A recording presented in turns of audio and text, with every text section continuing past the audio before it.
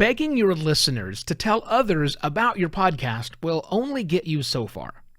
Getting more people to do it starts by understanding what people love about your podcast and why they keep listening.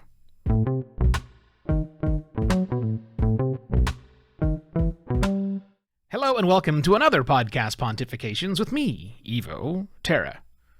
Think about the things you recommend to people, like TV shows. I'll go first. Mine is Ted Lasso. I recommend that to everybody all the time. How about books? I highly recommend The Three-Body Problem by Leo Cixin. I'll put a link to that in the show notes episode, actually. And for podcasts, I'll go with My Dad Wrote a Porno. I recommend that quite a lot to people. Now, of course, these aren't the only properties I'm aware of. I mean, I watch a fair amount of television programming, and I subscribe to, I think, every streaming service.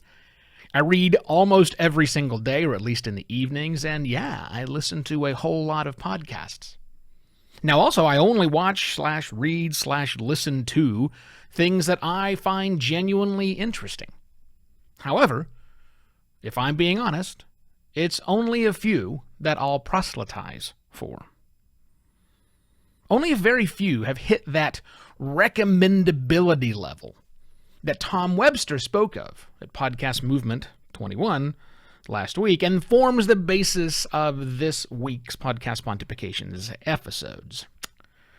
Here's what Tom said on his final-ish slide about recommendability. There was a bullet point, and the first one was, to increase the recommendability of your show, you must know who you are for and why they are there. Because you can't give your listeners the unexpected if you don't know what they expect. Now, there's a lot to unpack there, and it's what we're going to unpack today on the episode. So let's just take it in stages. Know who you are for. Not who you are, and not who your audience is in two separate groups. These two things go together. It's the Venn diagram of the overlapping between who you are and what your audience is there for.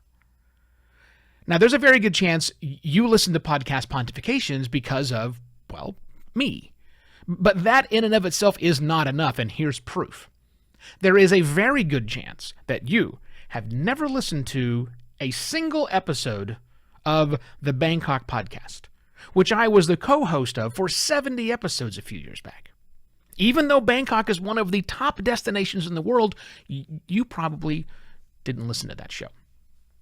It's also unlikely that you've listened to the audiobook as podcast that I wrote and produced a decade ago on the topic of writing awesome book blurbs. It's good. People need to know this, but you probably haven't listened to it.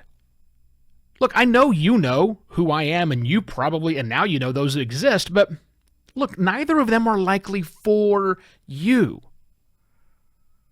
You know they're out there, but they're not for you, so that's why you don't listen to them, and that's okay. Let's break down the next part, which is why they are there. Why they are there. So, yes, people are there for you. Your listeners are there for you, but as I just established, that's not enough. It's not enough. And yes, of course, they are there for your content, the content you make and you put blood, sweat, and tears into all the time. Look, you're here because you listen, you enjoy the fact that I'm talking about things that only are interesting to podcasters like you. But honestly, I don't know your motivations much beyond that. What I do know, I actually just infer. I infer from looking at consumption data on the episodes themselves, like at Apple Podcasts and Spotify and Google Podcasts provide that for us. And yes, I actually do look at those reports. And frankly, not as much as I should, obviously.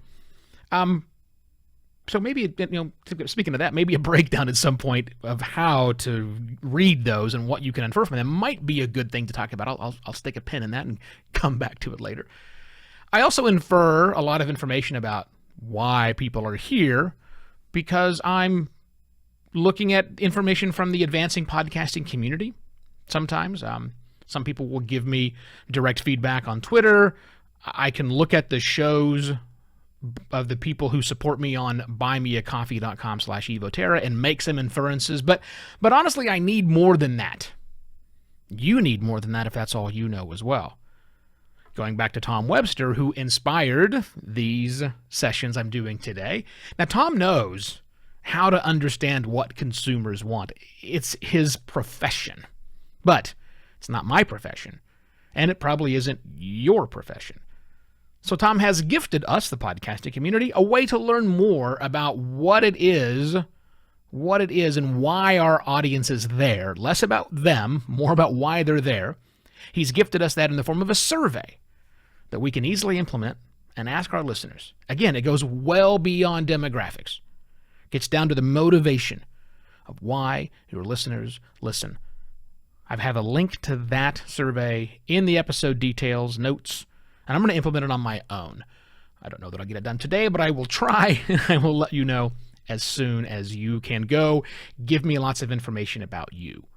But let's move on to the long bit at the end when it says, you can't give your listeners the unexpected if you don't know what they expect. I'm already running short on time, so I've decided to shove all that into one big chunk. To me, this is summed up in a theme I've learned across the 30-some-odd years I've been in business, and that is surprise and delight your customers. Not surprise or delight. Surprise and delight. Not all surprises are good. In fact, some surprises are downright bad. If we're lucky, when we surprise someone, they're tolerated. But, it's very hard to make a surprise that really delights the customers. And it's really hard to just delight the customer when you're not surprising them on occasion. That's why you're at this plateau with your podcast growth. You've reached consistency. Good for you. Your audience loves what you do, and they're going to stick around. That will retain your audience, but very few people in your audience are going to be excited because of consistency. And it's an even smaller set that think consistency is something worth sharing. So putting that whole thing together once again, we have to know what we're for, who we're for. Let me just read Tom's words. I'm getting it mixed up again. Know who you are for and why they are there. You can't give your listeners the unexpected if you don't know what they expect. That's what you're going for. Now, tomorrow, we're going to get to the second part of his recommendability suggestions, and that was ensuring your show is easy to recommend. And chances are, there are some improvements you can make on making your show more recommendable. We're going to dig into those tomorrow. If you got value out of what I'm talking about so far on this episode and everything else that I do for you here on Podcast Pontifications 4 days a week, please return some of that value by going to buymeacoffee.com/evoterra. I shall be back tomorrow with yet another Podcast Pontifications. Cheers.